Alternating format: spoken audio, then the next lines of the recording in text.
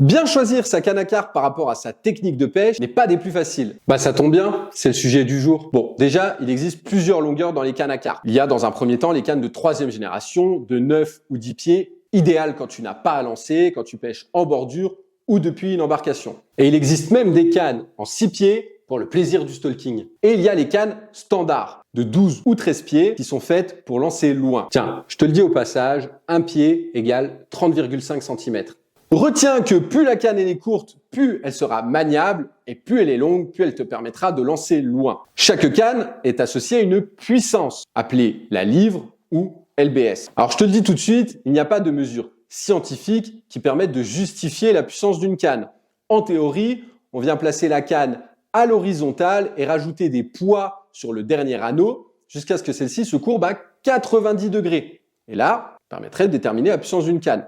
Mais ça reste de la théorie et d'une marque à l'autre, la même puissance ne sera pas vraiment la même puissance. Plus la puissance d'une canne est élevée, plus elle va te permettre d'envoyer de lourdes charges. Alors si tu as l'habitude de mettre un petit stick PVA au bout de ton montage, opte plutôt pour du 3,5 livres. On retrouve ensuite le blanc. Et là, on parle de tonnage. Tu as juste une chose à comprendre, plus le tonnage est élevé, plus ta canne sera rigide. D'ailleurs, oublie le terme 100% carbone, ça n'existe pas, c'est impossible. Chaque canne a au moins l'ajout d'un matériau, ce qu'on appelle le carbone composite, pour augmenter sa rigidité. Sinon, ta canne, elle casserait au moindre choc. Avant d'aller plus loin, pense à t'abonner, à liker et à commenter cette vidéo. Ça nous permet d'être un petit peu plus visible et à te proposer encore plus de contenu. On nous parle également souvent des actions de la canne, parabolique, semi-parabolique, action de pointe.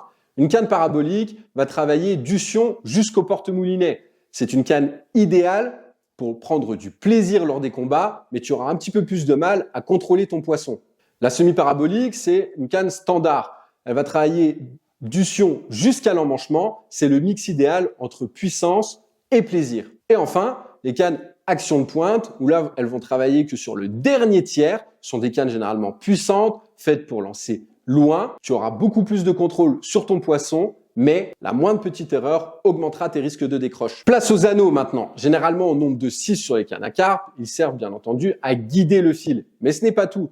Ils permettent de rigidifier ta canne. C'est le cas notamment des anneaux bipattes. Et de plus en plus, l'anneau de départ est surdimensionné, soi-disant pour faciliter la sortie de ton fil et du coup aller plus loin. Je te laisse te faire ton propre avis sur la question. Et enfin, le talon. Plus celui-ci sera long, plus tu auras un important bras de levier qui va te permettre de faciliter la propulsion de ton montage. Donc, si tu souhaites pêcher depuis le bord, privilégie une canne avec un talon long, sinon ça te sera inutile et encombrant.